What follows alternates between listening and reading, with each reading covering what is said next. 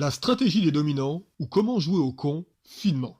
Alors pour ceux qui seraient surpris en découvrant le titre de ma chronique, qui trouveraient malvenu de parler de finesse dans ce monde de brutes et incroyablement idiot d'attribuer ce qualificatif à nos élites qui semblent se disqualifier toujours un peu plus à chaque intervention télévisée, eh bien je voudrais dire en préambule, ne soyons pas crédules. Le prétendu amateurisme du gouvernement dans l'anticipation et la gestion de crise du Covid-19, où nos soignants sont dès le départ à court de masques et de gel hydroalcoolique, alors qu'on a des stocks entiers de lacrymo, de LBD et maintenant même de drones, ou l'apparente bêtise des ministres, des éditorialistes ou des préfets zélés, ou bien la polémique sur la chloroquine suivie de la visite surprise du président à Marseille, ou encore plus énorme, l'annonce de fermeture de lits en pleine crise sanitaire, eh bien tout cela, c'est du storytelling.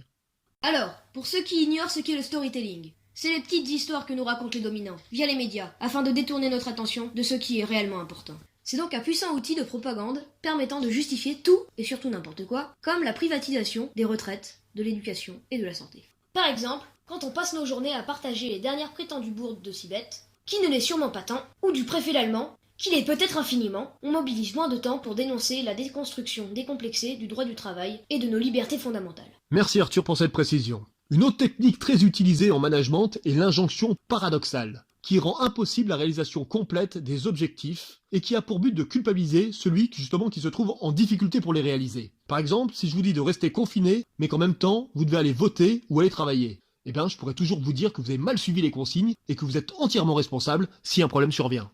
Franchement, la communication des dominants est aussi bien ficelée qu'une démarche qualité, et en la matière, ils osent tout. Ainsi, notre président peut dire aux Français « Ce que révèle cette pandémie, c'est qu'il est des biens et des services qui doivent être placés en dehors des lois du marché. » et en même temps demander un rapport à la Caisse des dépôts qui vise, comme l'a révélé Mediapart, à accélérer la marchandisation de la santé et donc à affaiblir encore plus l'hôpital public. Ces écrans de fumée repris en continu par les journalistes nous empêchent de nous poser la seule question intéressante. À qui profite la crise? À votre avis? Aux travailleurs mis en danger en première ligne? Aux précaires qui statistiquement meurent plus du coronavirus? Ou aux dominants qui privatisent les profits et mutualisent les pertes?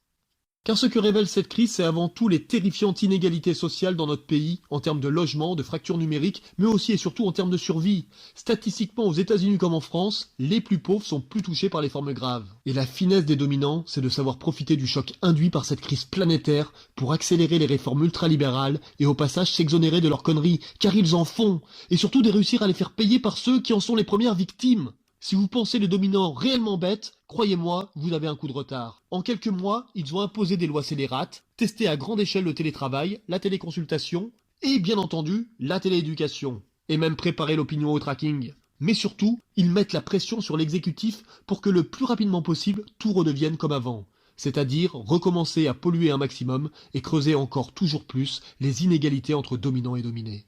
Pour éclairer mon propos, il peut être intéressant de rappeler que lors du premier défilé du 1er mai qui s'est déroulé au printemps 1890, les manifestants avaient décidé de porter sur leur poitrine un triangle rouge symbolisant les 3-8. 8 heures de travail, 8 heures de sommeil, 8 heures de loisirs. Puis, rapidement, pour revendiquer des semaines de 48 heures maximum, les ouvriers avaient décidé d'abandonner le triangle au profit d'une églantine rouge portée à la boutonnière. Alors pourquoi l'églantine rouge, me direz-vous? Eh ben tout simplement parce que cette fleur est très répandue dans le nord de la France où s'est déroulé le drame de Fourmies lors de la seconde manifestation du 1er mai, car pour l'acte 2, la police était préparée.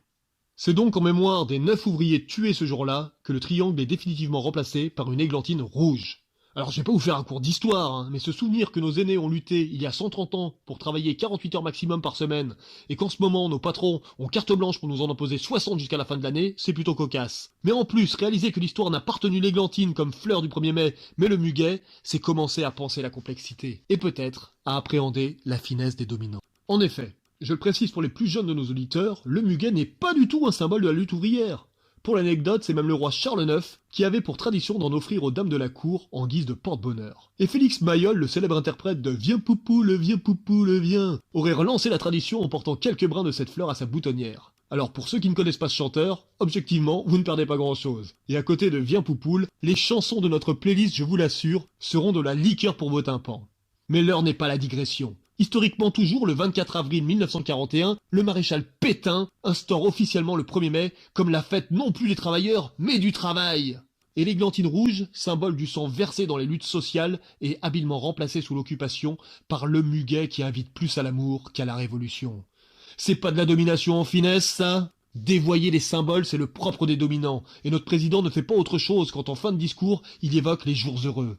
L'objectif est simple, faire disparaître l'association entre cette expression et le programme du Conseil national de la résistance, qui stipulait que l'intérêt général doit toujours primer sur l'intérêt particulier. Dans la novlangue, les jours heureux sont réduits à la possibilité retrouvée de consommer à nouveau sans entrave. La technique est connue, on reprend des concepts séditieux pour les appauvrir, car on sait que limiter le langage permet de limiter la pensée. Et pourtant, se souvenir du Conseil national de résistance en période de crise, c'est décisif. Et rappeler qu'il visait à limiter la domination de la finance qui avait sévi dans les années 30, provoquant l'accaparement des richesses par une minorité avec la complicité des banques et des élites, semble pertinent car toute ressemblance avec ce que nous vivons actuellement est bien évidemment faite exprès. Mais le plus terrible dans l'histoire, nous le savons, c'est que la domination conduit inexorablement à la banalité du mal, où une prétendue élite exploite, asservit, voire élimine des populations reconnues comme méprisables. Bien évidemment, loin de moi l'idée de comparer notre gouvernement ou la direction de nos hôpitaux ou celle de nos entreprises au régime de Vichy. Mais les influences nazies du management moderne ont été brillamment mises en lumière par l'historien Johann Chapoutot. Et il semble plus que jamais nécessaire de dénoncer les tendances totalitaires de nos dirigeants qui semblent plus enclins à dominer qu'à gouverner. L'honnêteté intellectuelle doit donc nous obliger à dénoncer le néo-totalitarisme qui gangrène nos démocraties, et s'interroger, comme nous y invite Bruno Latour, sur l'utilité de prolonger cette façon de produire, qui fabrique de la dette et détruit la planète. Et le salut ne viendra pas de l'Union européenne qui vient de choisir BlackRock comme conseiller environnement. Alors ne nous laissons pas duper. Les dominants ne sont pas disposés à changer, et le meilleur moyen pour qu'ils arrêtent de nous raconter des histoires, c'est qu'on recommence à écrire la nôtre. Nous devons donc continuer la lutte pour imposer nos revendications, mais aussi nos utopies, car nous avons besoin de poésie pour redonner du sens à nos vies. Et pour terminer, plutôt que de citer René Char, je vais m'autoriser à le paraphraser. L'impossible, nous ne l'atteignons pas, mais c'est la lanterne qui doit nous guider. Bonne fête des travailleurs et des travailleuses, chers camarades.